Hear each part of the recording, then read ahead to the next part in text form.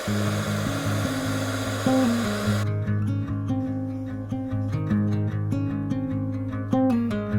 friends, I am in my studio today because the last couple of days I have been working on a couple of projects that are just for fun and just for me. And one of those projects is what I'm going to share with you in today's video. I love purchasing original art from other artists whenever I can, but sometimes it's just not possible. Maybe the original has already sold, maybe it's a size or a price point that doesn't work for me. Sometimes there's just some reason why it just doesn't work to get the original piece. So I love it when artists have prints available, which is what happened to me. I bought a print of an original painting by one of my friends, and I loved it so much that I had to buy a big print for it. It's big compared to the original painting, and I love it so much. So when I buy prints from other artists, which I love doing, I'm not always pleased with what my options are for how I want to display that print. I love antique frames with lots of detail and lots of, chippy, yummy quality, but sometimes I either don't have any or the ones that I do have are completely the wrong size. In that sort of situation, I love being able to mount prints and display them in a way that's a little bit non-traditional as far as print display goes.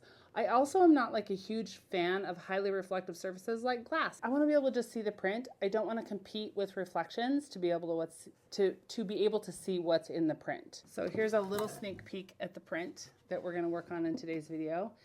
And it's just a fun way, again, to elevate a print in a way that feels closer to original art, but still works within the price point or size variations that prints are often available in. So let's dive right in.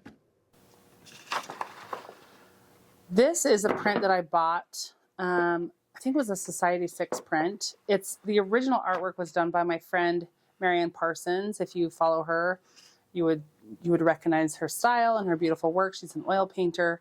I'll link to her website below in the description, but I just wanted to show you, it's a really good, yummy, good quality print. It shows a lot of the brush strokes. I was just really happy with it when I got it. But I happen to not love glass very often, like art under glass. I mean, sometimes it's just like the perfect piece of art to go under glass, like works on paper, something like that, look really beautiful under glass. But generally speaking, I don't lean towards art under glass as my first choice. And with this piece, I know that I'm going to want to put it up every year around the holiday season, and I don't want to worry about storing something in glass. So I'm actually going to do something different with it. So I have a piece of wood. The print part itself measures 13 by 18. And the way that I'm going to be treating this print is going to eliminate this white border. If you were to frame it, you'd probably have a mat that would correspond with that. But the way I'm going to do it, I don't want that white border. So I have this piece of 1/4-inch birch plywood that I cut to correspond with just the print portion. So the first thing, and I'm gonna adhere this to this, it's gonna be made into a whole thing. So this is just the first step. But the first thing I'm gonna do is I'm gonna cut this border off. I like using a rotary cutter for cutting big pieces of paper like this. I have one that's dedicated just to paper cutting and a fabric guide, cutting guide, versus an X-Acto knife and a ruler. I just find that the cut's usually a little bit cleaner. So I'm gonna cut that right on that line.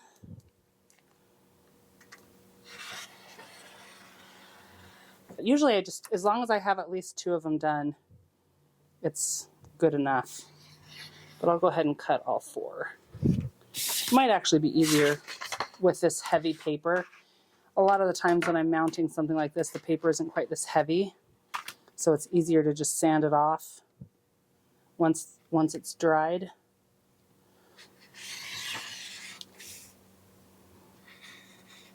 Okay, so that's all cut. The border is gone. It corresponds with the wood that I have for it. But before I glue it onto the wood, I want to give it a coat on the back side of matte medium. So I want to make sure that I have even absorbency on the back of this paper before I try to put it on the wood panel, because if there's any sort of inconsistency with absorbency while I'm trying to put it on, I might get dry spots and wet spots and end up with bad bubbles. So you can use, there's all sorts of different glues and mediums that you could use. I'm going to be using this liquid, quite a bit more liquid matte medium. This is what I use most of the time when I do my collage in my artwork, is I use this matte gel. It's much thicker, heavier, a really strong bond. You can see it's like paste in there, but I want to get a good coat on this whole surface without worrying about it being thick in some places. This matte gel sometimes will create thick spots. So I want a very thin, even layer that I know isn't gonna like bubble or anything like that. So I'm basically just coating generously but evenly the whole back side of this painting. So basically I'm just kind of looking at it from all angles, making sure that it's coated really well everywhere. And I'm going to let this dry, and then we'll mount it to the wood. All right, so I let this dry, and now I'm going to add it to this wood panel. This panel happens to have a raw wood side and a side with a finish on it. And I'm going to go with the raw side just to make sure I get really good adhesion. So I'm going to use the same matte medium I used yesterday. First thing is I'm going to coat this whole thing with matte medium as well. And again, I'm being very generous, but I want to keep it even, making sure, especially to get it on the edges. I don't want any dry edges, and that's the thing that's really easy to accidentally do, is to not quite get good coverage on the edges. I want to add just a little bit more and go in the opposite direction to make sure that I don't have any dry spots. Okay, so now, train's in the background, we just got to ignore it. I'm going to line up this top edge, and it's just sort of barely touching that, so I want to start from the middle out, and I'm going to use this rubber scraper to make sure I have no bubbles. And some of the medium is getting on my tool and then on the face of this, and I am totally okay with that. So just making sure I have really good adhesion, no air pockets. Especially focusing on those edges. Look how smooth that is. So it's adhered really well. It won't take very long to dry. So I'm going to rinse out my brush and come back, and this will dry for a few minutes in the meantime, and then I will put a coat of clear gesso over the top of it. You could be really careful and not get anything on the front of your print, but you could also do a layer of matte medium like I've done now.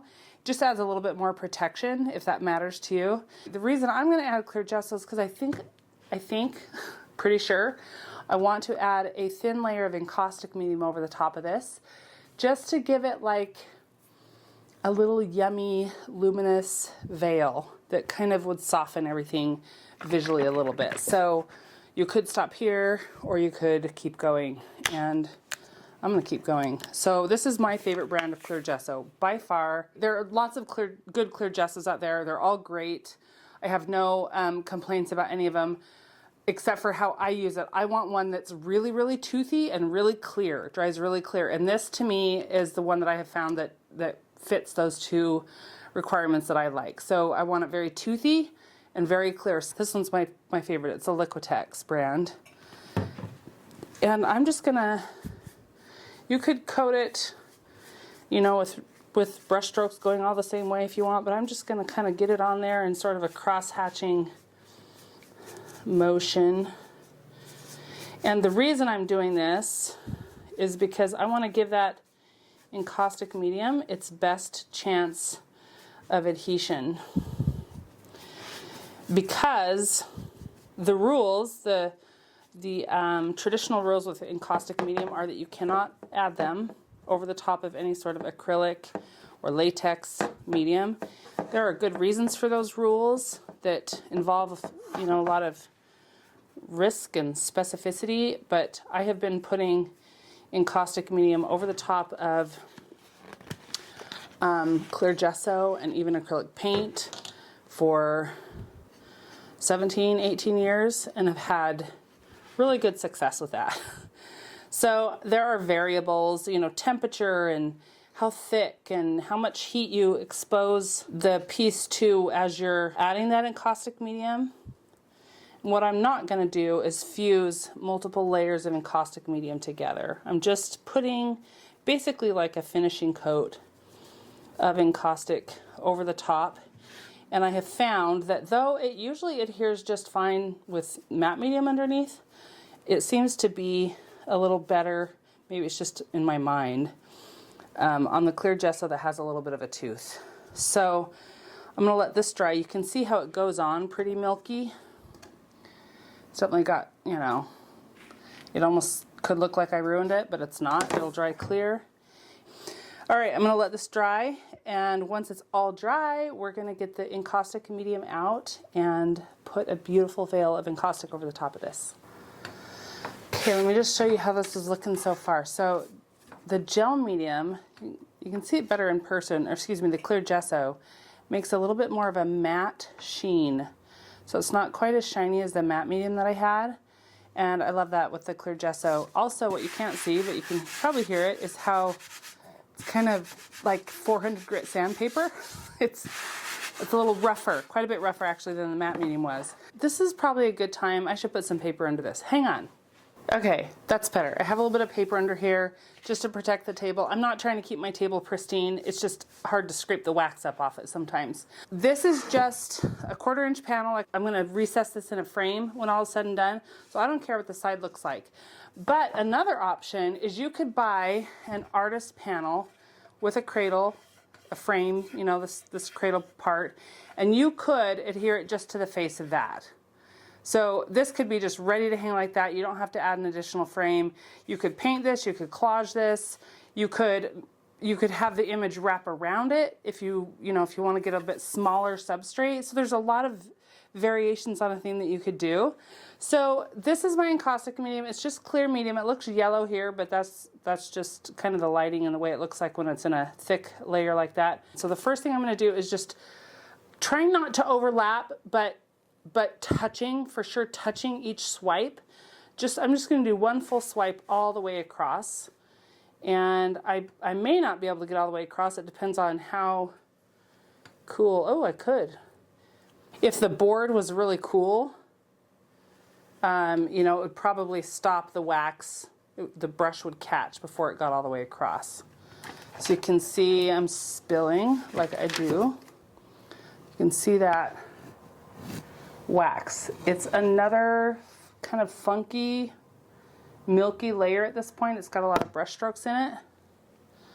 But I'm not worried about that because we're going to use a heat gun to smooth that all out. So it looks worse before it gets better, I promise.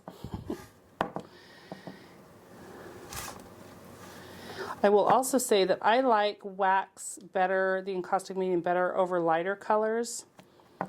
It just tends to be a little too milky over darker colors, and it never quite clears up all the way, even though it clears up a lot as it cools and cures. So there are some really heavy spots here that I could just heat with the heat gun, but while it's wet, I'm just going to scrape them just enough to not have to expose this to too much heat. The main concern at this point with exposing it to heat is causing the gel medium underneath the paper to bubble. So I want to just add just enough heat from the heat gun to smooth out the wax and no more. There's no need. Once the wax kind of smooths out, it doesn't even have to be completely liquid. It'll start to smooth out before it's all the way liquid. Then I pull the heat away or I move the heat to a different spot. Too much heat is what usually creates a lot of problems for people. So I have my heat gun and I'm going to start heating this. Smoothing out. Let me see if I can show you the brush strokes first. See all those brush strokes? You could leave them if you like them, but I don't. I want to smooth this out.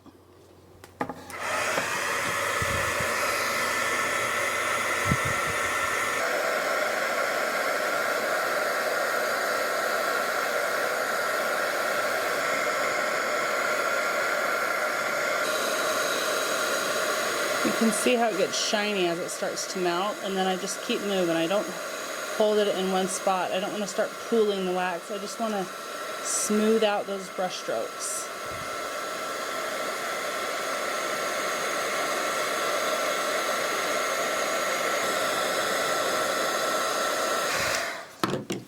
Okay, so we have the whole thing coated, and I waited a few minutes for it to set up. I didn't want to lift it up until I knew all that wax was set. And oh man, I wish you could see it in person. It's even better.